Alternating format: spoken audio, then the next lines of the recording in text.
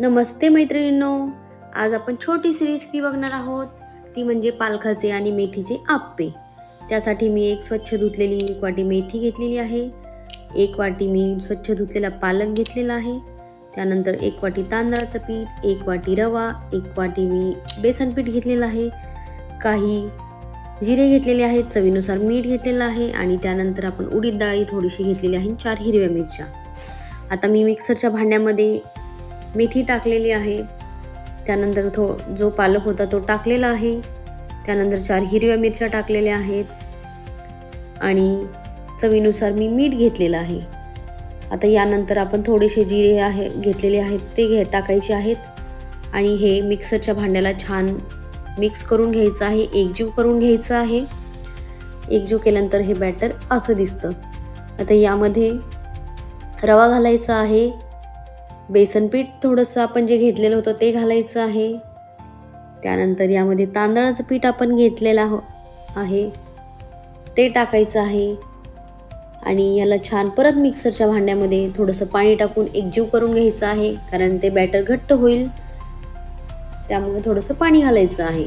त्यानंतर मी इथे कढई गरम करायला ठेवलेली आहे, कारण आपल्याला त्या बॅटरला फोडणी द्यायची आहे.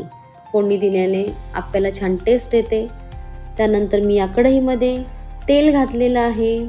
2 चमचे तेल छान गरम कडकडीत करून घ्यायचं आहे, कारण आपल्याला छान फोडणी द्यायची आहे.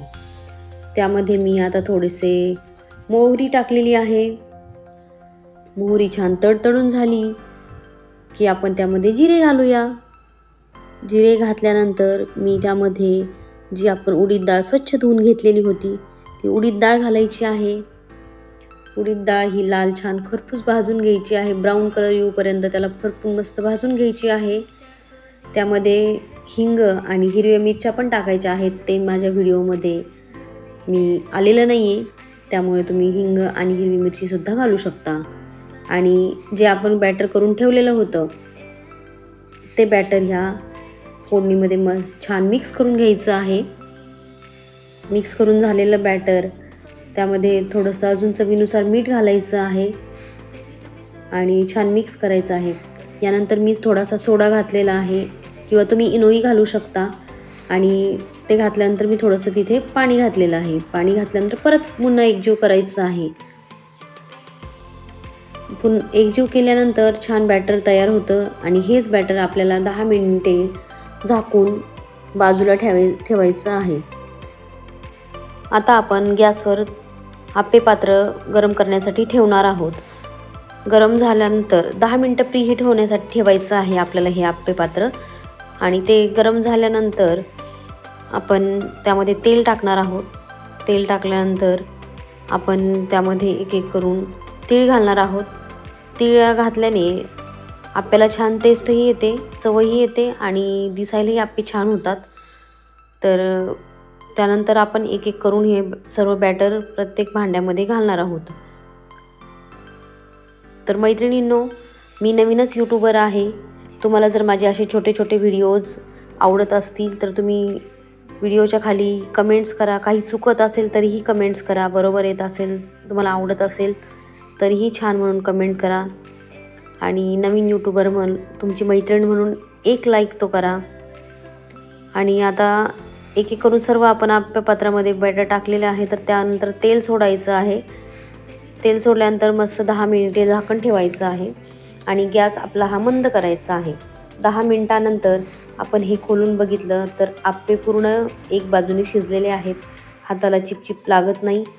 आणि पुन्हा तेल घालून आपण दुसऱ्या बाजूनेही आप्पे छान दुसऱ्या बाजूने पण आपल्याला शेकून घ्यायचे आहेत आप्पे हे. आणि आपण परत सर्व आप्प्यांवर तेल घालणार आहोत. तेल घालायचं आहे जेणेकरून आप्पे कुरकुरीत आणि खुसखुशीत आणि चवदार लागतील. घरामध्ये लहान मुलं असतील तर ते पालक भाजी खात नाहीत. मेथीची भाजीसुद्धा कधी काही मुलं खात नाहीत. त्यामुळे आपल्याला हा मेथी आणि पालकाचा बेस्ट ऑप्शन आहे. तुम्ही करू शकता. आणि याच बॅटरमध्ये जास्त पाणी घालून तुम्ही डोसेसुद्धा बनवू शकता. आता आपल्याला यासाठी लागण्यासाठी चटणी बनवायची आहे.